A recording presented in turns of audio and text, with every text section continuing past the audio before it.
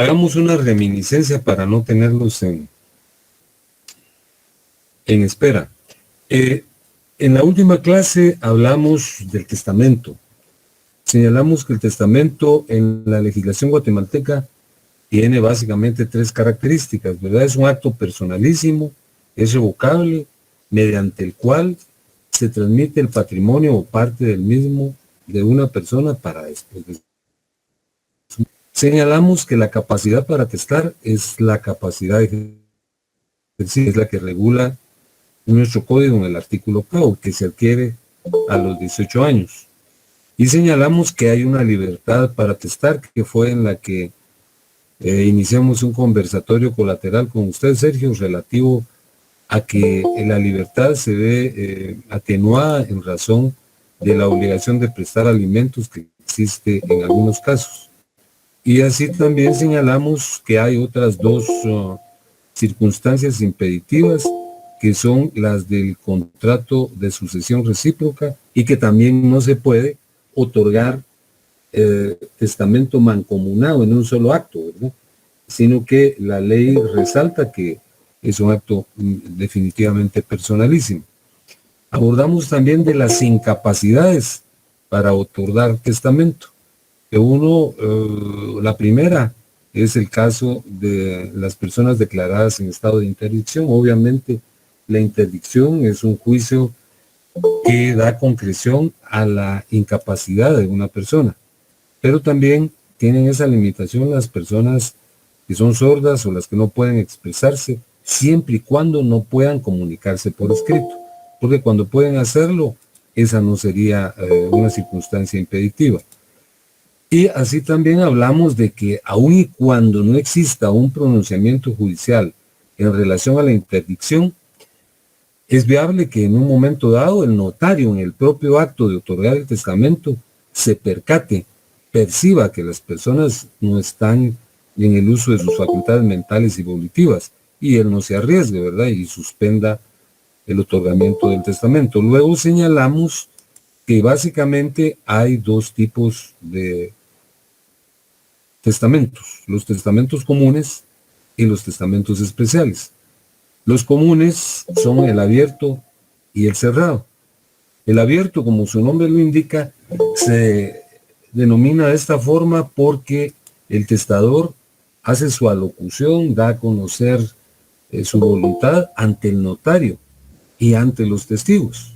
Y además se consigna en una escritura pública, que ciertamente no puede ser consultada por ninguna otra persona, pero es abierto por cuanto que la exposición se realiza ante el notario y los testigos, y además tiene que ser leída de nueva cuenta, ya sea por el testador o por la persona que él designe, de los testigos o el notario. Y hay un testamento cerrado dentro de los testamentos comunes, que obviamente, como su nombre lo indica, es una mecánica hermetizadora que imposibilita el conocimiento de la voluntad del testador, porque él la redacta en un pliego y se incluye en una plica que queda herméticamente cerrada y que en un momento dado no puede ser abierta, ¿verdad? El más leve rasguño que ocurra o que se evidencie en la plica genera la nulidad del testamento. Y luego tenemos los testamentos especiales, que son todos aquellos que se otorgan en circunstancias de ese tipo, como el testamento del militar, el testamento del lugar incomunicado, el testamento del preso, el testamento que se otorga en el extranjero, etc. Pues justamente nos quedamos ahí y hoy vamos a hablar, aunque todavía hay muy pocas personas que han accedido, ¿verdad? Vamos a hablar de la interpretación de los testamentos, de la nulidad y de la anulabilidad de los mismos, y de la revocatoria del testamento. Yo creo que ya esperamos lo suficiente. Denme un par de minutos, por favor, vamos a ver si otras personas se adicionan.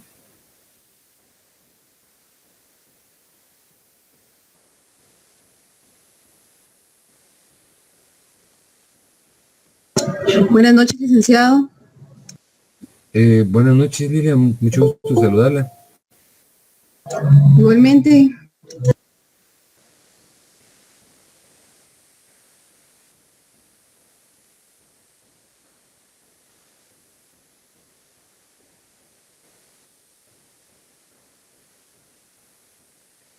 Su nombre es Viviana con B grande, ¿verdad? Yo pensé que siempre el nombre era con B pequeño.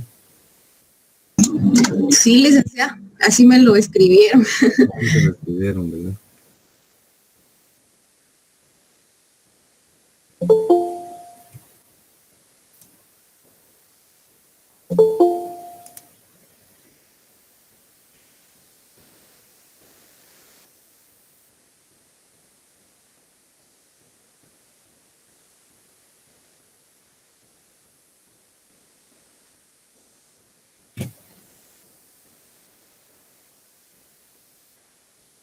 Buenas noches, licenciado.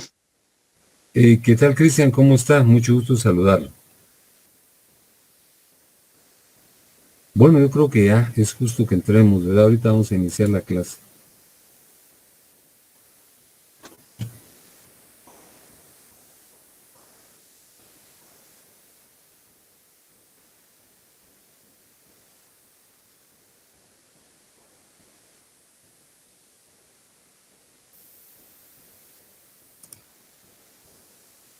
Yo creo que ya tenemos nuestra presentación en la pantalla.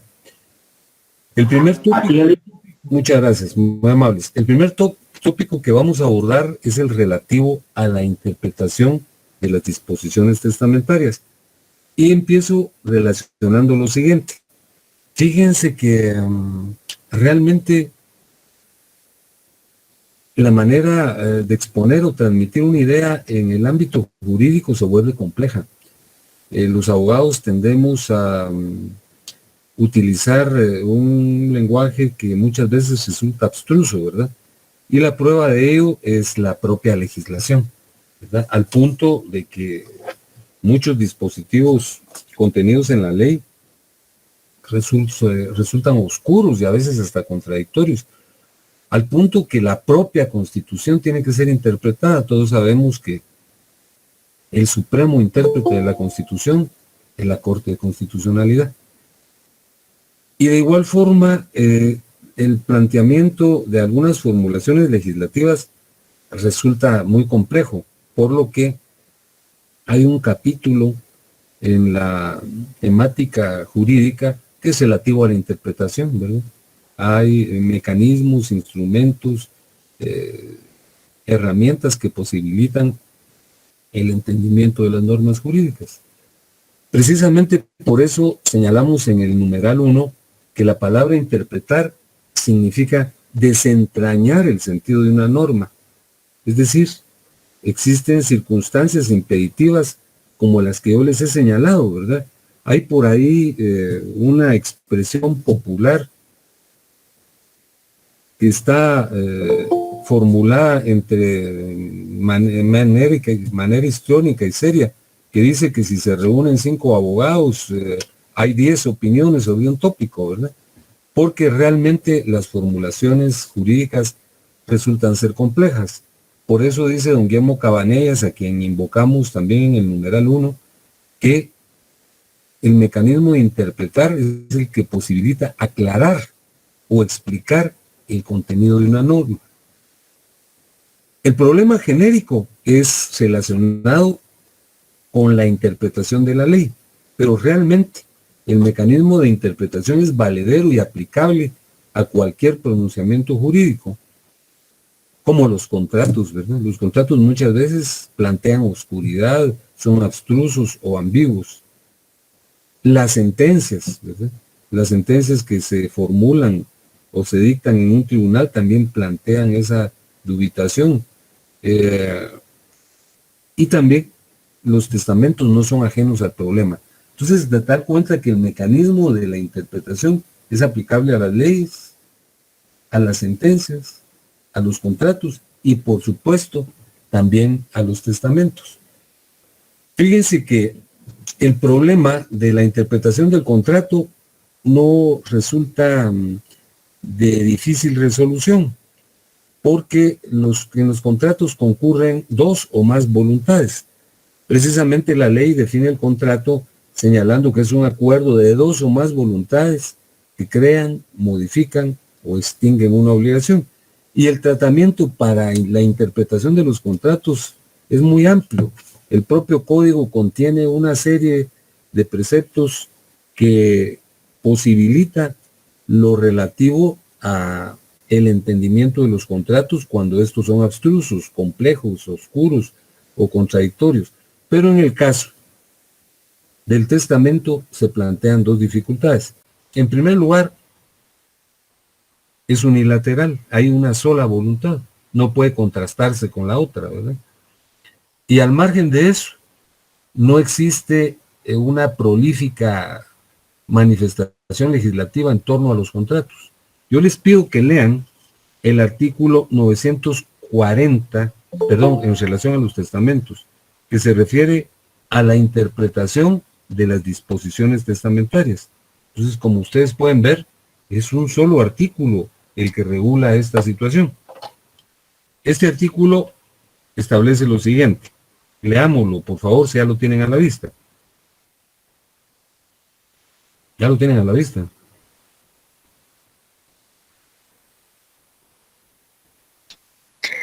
Sí, licenciado. Muy bien, leámoslo entonces. Interpretación de las disposiciones testamentarias. Toda disposición testamentaria deberá entenderse en el sentido literal de sus palabras, a no ser que aparezca claramente que fue otra la voluntad del testador. La interpretación del testamento no debe hacerse tomando solo palabras o frases aisladas. Fíjense que incluso el dispositivo contenido en el Código Civil es realmente sucinto, es muy breve. Es probablemente un poquito más esclarecedor lo dispuesto en la ley del organismo judicial, que como sabemos es un mecanismo auxiliar de toda la legislación. El artículo 10 de la ley del organismo judicial se refiere a la interpretación de la ley, pero repito, analógicamente puede aplicarse también a la interpretación de los contratos. Dice en el primer párrafo, las normas se interpretarán conforme a su texto, según el sentido propio de las palabras, a su contexto y de acuerdo con las disposiciones constitucionales. Pues lo mismo ocurre con el testamento, aunque el artículo que yo invoqué y leí es poco claro en ese sentido. Del artículo que nosotros acabamos de leer, que es el 940, se infieren las siguientes consecuencias.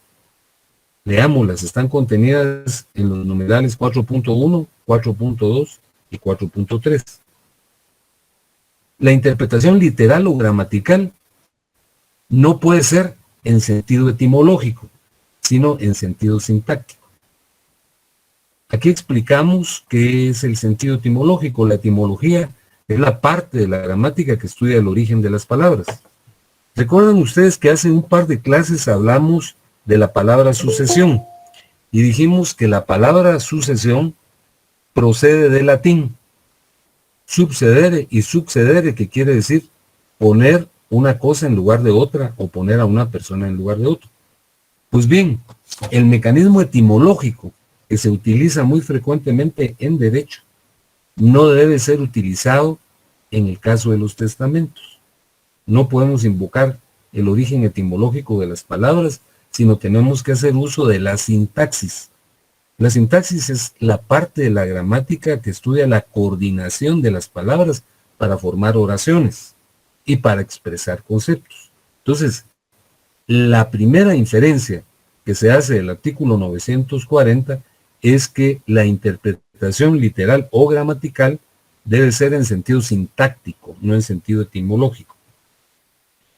La segunda consecuencia es que las palabras que se utilizan, obviamente, son las que pertenecen a nuestro idioma, pero tiene que entenderse que el uso de ciertos términos, vocablos o palabras debe ser de conformidad con el sentido legal. Todos sabemos que las palabras pueden tener sentidos variados, depende del contexto donde se utilicen.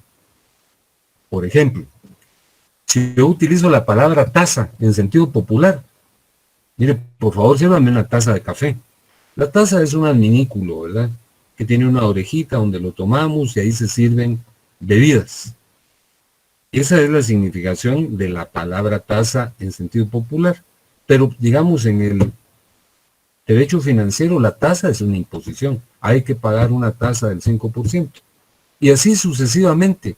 Los vocablos varían según el contexto en el que se usan.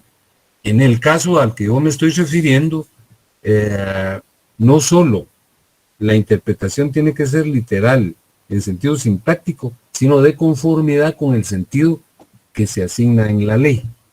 Y finalmente, la interpretación del testamento, tal y como lo señala el artículo 940, no puede hacerse de manera parciaria o bajo el entendido de una palabra o de una oración, sino tiene que hacerse de manera integral, así como la propia jurisprudencia de la Corte de Constitucionalidad refiere que la Constitución debe interpretarse en sentido integral. Todo documento tiene que entenderse en ese mismo sentido. Pero al margen de ello, para concretar esta primera parte de la exposición, la interpretación gramatical conlleva la aplicación de 3 elementos. El primero es el elemento lógico. Es decir, en el entendimiento de la redacción del testamento debemos aplicar la racionalidad, el sentido común. No debemos caer en incongruencias derivadas de excesos en donde no se aplique la racionalidad. El entendimiento no puede ser irracional, sino tiene que ser lógico, jurídico, sustentado en la racionalidad. Luego el elemento sistemático, al cual yo hice alusión, que no podemos hacer un entendimiento parciario de palabras aisladas, de vocablos aislados, de términos aislados, sino el entendimiento tiene que ser sistemático, tiene que ser integral. Y finalmente, en la interpretación gramatical debe prevalecer el elemento teleológico. La teleología es una parte de la filosofía que estudia las finalidades de ciertas conductas. Entonces, es obvio que en todo acto jurídico hay una teleología, un objetivo, una pretensión, una finalidad. Y sobre esa base debemos hacer el entendimiento.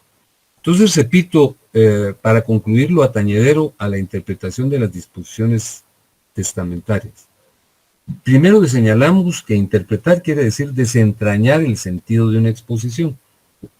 En términos generales es de la ley, pero señalamos que se puede interpretar también los contratos, las sentencias y, por supuesto, los testamentos. Señalamos también que en el caso del contrato el problema es severo, pero no tanto como en el caso del testamento, porque en el caso del contrato hay una concurrencia de voluntades que posibilita contrastarlas para obtener una consecuencia y deducir un efecto. En el testamento no, porque el testamento es unilateral, hay una sola voluntad. Ese es uno de los problemas para el entendimiento de la interpretación testamentaria. Al margen de eso, les dije yo que hay una sola norma que regula lo relativo a la interpretación de los testamentos, que es el artículo 940. Pero de su lectura colegimos 3 consecuencias. En primer lugar, que la interpretación debe ser literal, pero la literalidad no debe estar basada en el entendimiento etimológico, es decir, en el origen de las palabras, sino debe ser un entendimiento sintáctico, buscando la coherencia de las palabras que nos permiten estructurar oraciones y éstas nos permiten conformar conceptos. Asimismo, señalamos que la literalidad, por amplia que sea, no debe generar un entendimiento que sea diverso al que se le asigna a ciertas palabras en la ley, ¿verdad? Por ejemplo, cuando nosotros hablamos de un auto, entendemos que estamos aludiendo popularmente a un automotor. Compré un auto nuevo, Pero cuando en derecho procesal penal nos dicen hay que poner los autos a la vista, quiere decir que lo que se pone a la vista es el expediente, a lo que se les llama autos procesales. Entonces, debemos interpretar también el testamento de conformidad con el léxico jurídico, y finalmente la interpretación no puede hacerse de manera parcial, sino integral. Es casi lo que repetimos en los elementos que yo acabo de exponer. La interpretación tiene que ser lógica, ¿verdad? Toda la actividad jurídica tiene que ser lógica, pero preferentemente la interpretación. Lo lógico está basado en la racionalidad. El elemento sistemático es el que ya señalé, que la interpretación tiene que ser integral. Y el elemento teleológico, que ya expuse también, se refiere a que deben tomarse en cuenta en la interpretación gramatical las pretensiones o las finalidades de quien otorgó el testamento. Vamos a hablar seguidamente de la nulidad y la anulabilidad del testamento. Pero para ese efecto es menester, en principio, explicar qué es nulidad y también qué es anulabilidad. Lo hacemos aquí, en el número 1 y en el número 5. Pero las contrasto para que tengamos nosotros noción de lo que es la nulidad, aunque intuitivamente creo que todos percibimos que es lo nulo. La verdad es que estos son conceptos que ustedes estarán estudiando en Derecho Civil 3 y Derecho Civil 4, en obligaciones y contratos el año venidero. Adelantémonos a esta situación porque tenemos que hablar de la nulidad y de la anulabilidad del testamento. Lo nulo es aquello que no produce efectos bajo ningún punto de vista. Lo nulo atenta contra las leyes prohibitivas expresas y por tal circunstancia es imposible que un acto nulo produzca efectos. Fíjense que hay un ejemplo que se invoca comúnmente para ejemplificar lo que es la nulidad. Tal vez es un poco tosco y un poco rústico, pero a mí me parece esclarecedor.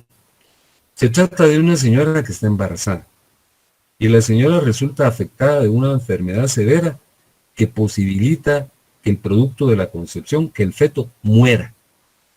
De tal cuenta que cuando es expulsado del claustro materno, nace muerto, no tiene atisbos de vida. Entonces, de igual forma, esa es la nulidad. La nulidad es aquel suceso que afecta tan drástica y severamente a un acto jurídico que le imposibilita generar efectos. Verbigracia, por ejemplo, una persona contrata a un asesino para que vaya a matar a otra persona.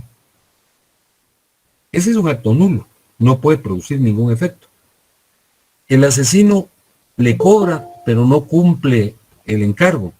Entonces, la persona que contrató al matón no puede acudir al juez y decirle, mire, fíjese que él incumplió el contrato, hay que obligarlo a que lo cumpla y que vaya a matar a la persona. Porque el hecho mismo de contratar a un asesino es un delito. Entonces, ese es un acto nulo. El acto nulo es el que no produce ningún efecto, que no es reconocido por la ley.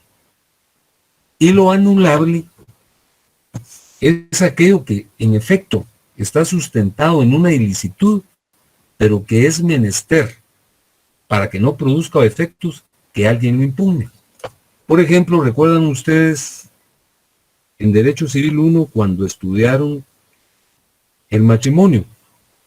Hay circunstancias que afectan al matrimonio. Uno de ellos es la anulabilidad, no la nulidad. La anulabilidad.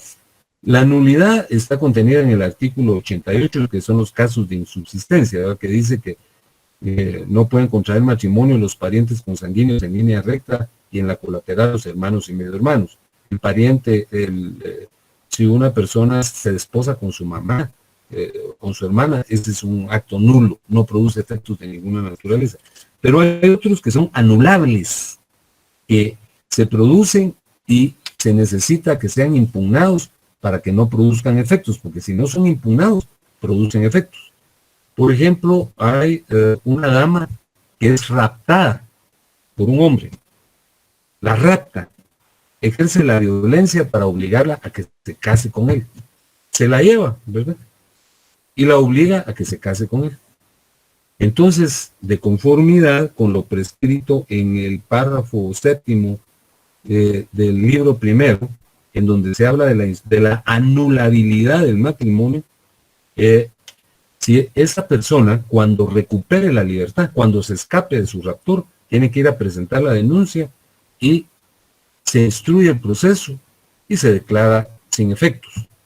Pero si ella no lo impugna, la raptaron, pero en el lapso que está vinculada a su raptor, se encariña con él y ya no presenta, cuando tiene la posibilidad de hacerlo, ninguna acción, entonces el matrimonio tiene validez. Entonces, de igual forma, ocurre con el testamento. La nulidad es el ejemplo de quien anda contratando a un asesino, ¿verdad? Ese es un acto que no produce efectos bajo ningún tipo de circunstancia. Y la anulabilidad es aquella circunstancia que parte de un hecho irregular, pero que si no se impugna, produce efectos. Si alguien obliga a una persona a que otorgue testamento en cierto sentido, el testador en la primera oportunidad lo va a denunciar, pero si no lo impugna, dice, bueno, ya, de todas maneras yo lo iba a designar heredero, aunque no me... Entonces, el testamento produce efectos. La nulidad testamentaria está regulada de manera muy parca también. Véanlo, por favor. Está en el capítulo 3 del libro que nosotros estamos estudiando, a partir del artículo 977.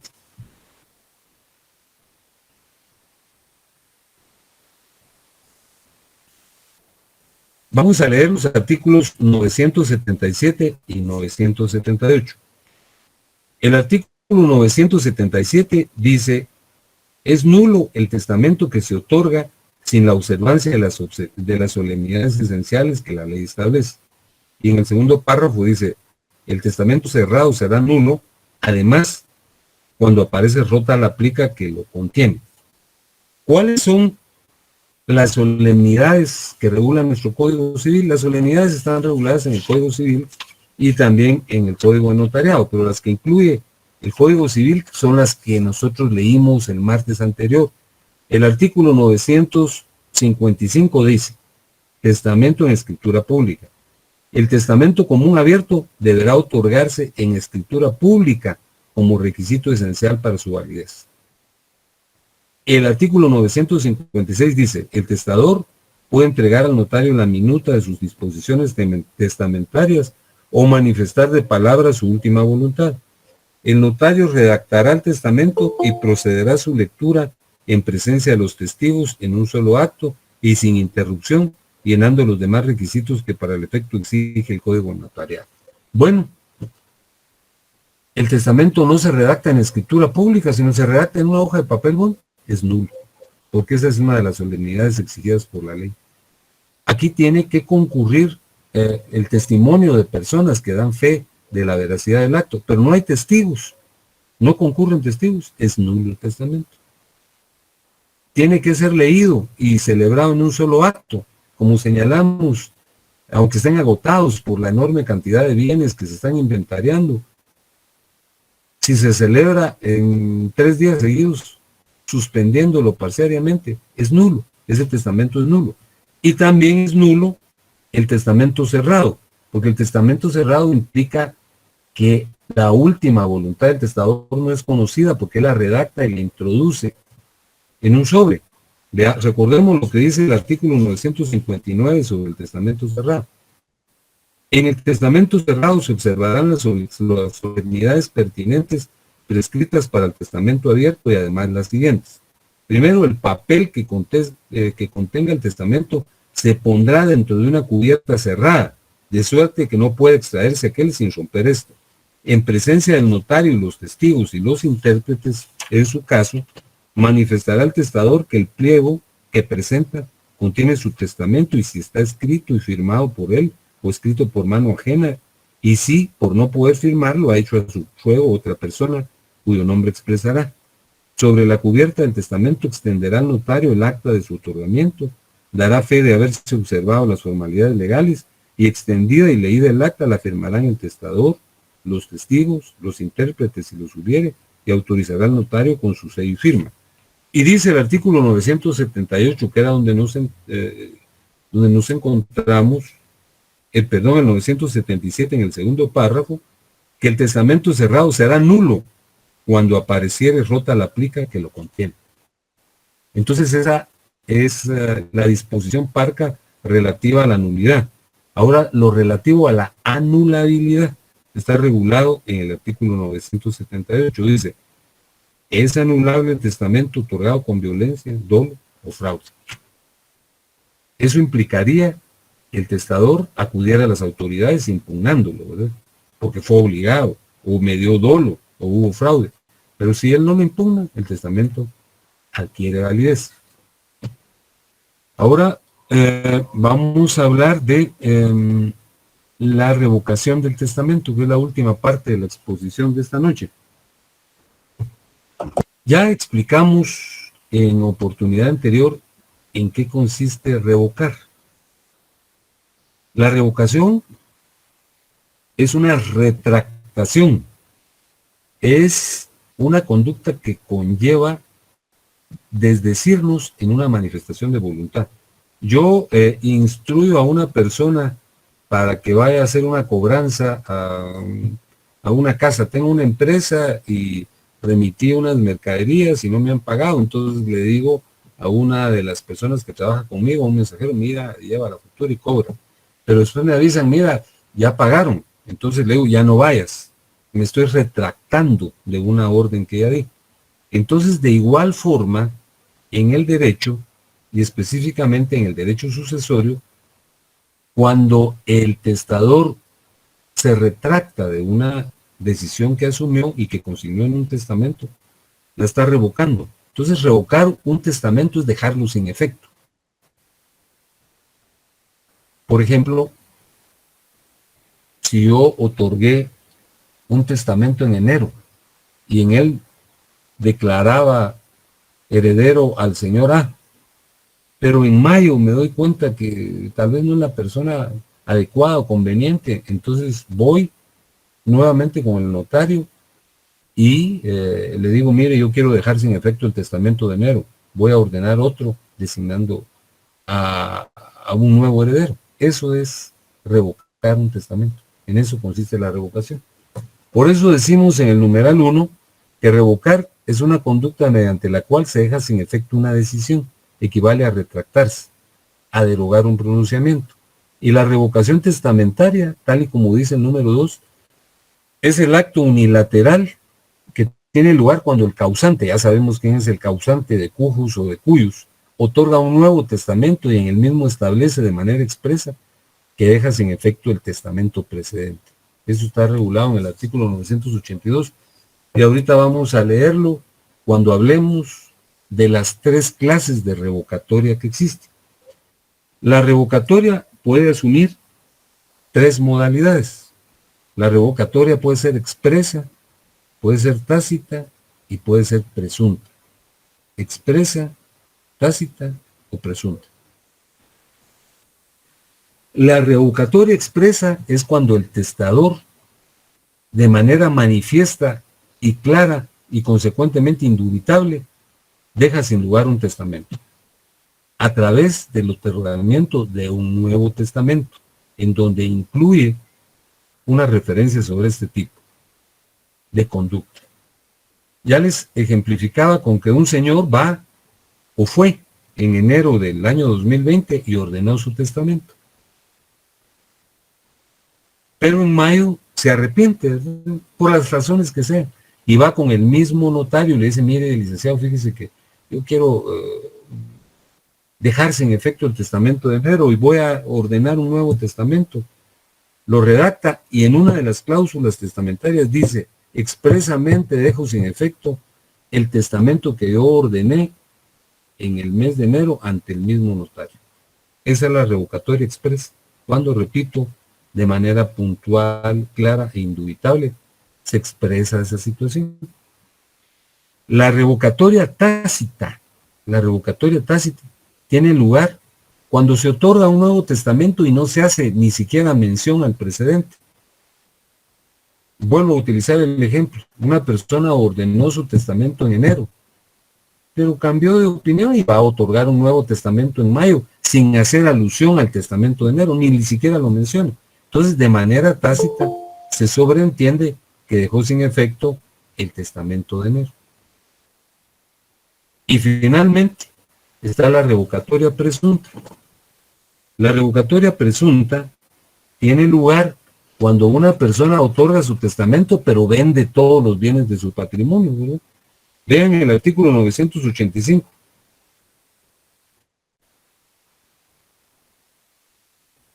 El artículo 985 dice: por la enajenación que haga el testador de todo o parte de una cosa dejada en el testamento, se entiende revocada su disposición relativa a la cosa o parte enajenada, a no ser que vuelva a su dominio. Pero para no perdernos en un galimatías, un señor tiene 2 casas y en el testamento designa como heredero suyo a su hijo,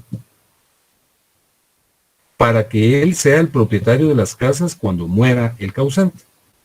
Pero en un momento dado, por un estado de necesidad, vende las casas, ¿verdad? Entonces el heredero, aunque está designado, cuando se muere su papá, ya no tiene que heredar, ¿verdad?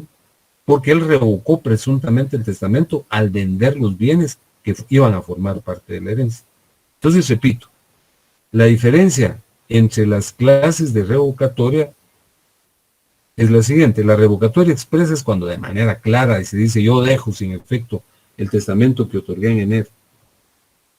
La revocatoria tácita es cuando, sin aludir al testamento de enero, otorgo otro y designo un nuevo heredero. Y la revocatoria presunta ocurre como lo establece el artículo 985, cuando el causante de cujus o de cuyus enajena los bienes que iban a conformar la herencia. Entonces el heredero designado no tiene que heredar, ¿no? Bueno, aquí concluimos la exposición de esta noche y les quiero ratificar lo siguiente. El examen es el día lunes 23 de noviembre a las 19 horas. Por ahí les vamos a recordar la clave de acceso, ¿verdad? Que es la misma que hemos venido utilizando, lo estamos haciendo en la plataforma Classroom. Yo les pido que resuelvan su cuestionario, porque él es el fundamento de la prueba. Al resolverlo lo están estudiando. Yo creo que las zonas, tal y como las estábamos viendo, son buenas, ya casi todos ganaron o están a punto de ganar. Pero también pues hay que sacar un buen punteo para tener un buen promedio. Yo les quiero agradecer la fineza de su atención y la posibilidad de contactarlos por esta vía. Ha sido viable tener una aproximación con unos más, con otros menos, pero yo espero que la vida me presente la alternativa de poder tener un contacto presencial y poder estrechar la mano de ustedes, darles un abrazo, ¿verdad? Ahorita no podemos por estas circunstancias tan insólitas, pero Dios, que es misericordioso, nos va a librar de esta siniestra pesadilla en breve. Yo les deseo la mejor de las suertes, muchas bendiciones, no solo en esta clase, en el examen de la clase, en el examen de los otros cursos, sino en su vida. Que Dios los bendiga y que tengan mucho éxito en la carrera que estoy seguro que van a concluir dentro de poco. Les emito todo mi afecto y un abrazo fuerte. Que Dios los bendiga. Gracias, licenciado. De verdad yo le quiero dar gracias por el tiempo que usted se empeñó en darnos a nosotros la clase. Fue una clase muy amena. Me gustó, aprendí y entendí un montón de cosas que no conocía del derecho civil, que solo las conocía de palabra, y de verdad yo le agradezco muchísimo todo el tiempo que usted se dio y el explicarnos de una forma. De verdad usted es un excelente catedrático y le agradezco muchísimo en nombre mío y en nombre de todos los compañeros que están dando sus gracias por escrito en esta misma plataforma, por todo lo que usted nos dio a nosotros. Ahora, solo le quiero hacer una consulta. es en lo que mencionaba usted de la nulidad del testamento, hablaba de que el testamento tenía que estar escrito en ¿cómo se llama? En escritura pública. En escritura pública. Pero el cerrado tiene que estar también en escritura pública, o ese puede estar... No. El testamento cerrado está en una hoja, el testador lo redacta, se introduce dentro de un sobre, y en la cubierta del sobre se redacta un acta por parte del notario, la firma el notario, el testador y los testigos. Yo le señalaba en la clase precedente que esa es una disposición muy añeja, que data desde la colonia, ¿verdad? Puesto que se sustentaba en ordenanzas españolas y fue incluido ya en el Código de 1877 en la época de la Reforma Liberal, y así pasó en 1983 el Código actual, pero obviamente ya es un testamento inseguro, se ha prestado a muchos problemas. Entonces me refería a que es elemento esencial en el testamento abierto de la escritura pública, en el otro no. En el otro hay que protocolizarlo, que es algo que van a estudiar ustedes en notariado. Ese sobre se incorpora al protocolo del notario y él supuestamente lo conserva en custodia hasta que se produce el deceso y se radica el proceso sucesorio testamentario. Yo también quiero, entonces, Sergio, mire, fíjese que sus palabras me han llegado al corazón. Fíjese que yo estoy convencido. Hay una discusión por ahí, pero yo soy el profesor más longevo de la facultad. Tengo 43 años de impartir clases. Empecé a hacerlo cuando tenía 25, recién graduado. Entonces, para mí estar en la facultad ha sido muy importante. Fíjese que en algunas épocas de mi vida he intentado alejarme, ¿verdad? Pero la docencia ha sido parte de mi vida y yo me siento muy orgulloso de pertenecer a la tricentenaria y gloriosa, como de seguro se sienten ustedes también. Y no hay estímulo más grande que escuchar palabras como las que usted ha formulado. Yo se las agradezco mucho y estoy a la orden de ustedes. Yo estoy seguro que nuestra relación no concluye aquí. Si en algo yo les puedo ser útiles, ustedes tienen el teléfono donde me pueden contactar, ¿verdad? Y por favor, no vacilen en hacerlo. Estoy a la orden. Va a ser un placer cuando pase toda esta pandemia y estemos en la universidad poderlo llegar y saludarlo personalmente. Va a ser un gran honor, Sergio. Para mí es el honor, de verdad, haber recibido clases con ustedes, es un honor muy grande. Y gracias. Le agradezco muchísimo todo lo que nos enseñó. Gracias, licenciado. Muchas gracias, Sergio. Pues que tenga buenas noches, licenciado. Gracias. Buenas noches. Buenas noches. Buenas noches. Gracias, licenciado. Buenas noches, licenciado. Fue un gusto, feliz noche. Buenas noches. Muchas gracias por todo, licenciado. Feliz noche. Dios lo bendiga. Que Dios nos bendiga a ustedes también. Muchas gracias. Gracias por todo, licenciado. Aprendimos bastante con usted. Es usted un gran docente que busca que sus alumnos aprendan mucho. Muchas gracias, Lilian. Le agradezco mucho. Muy fina. Gracias por todo, licenciado. Éxitos en todo. Usted también. Feliz noche. Gracias, Gerald. Igualmente. Muy fino. Que Dios los bendiga.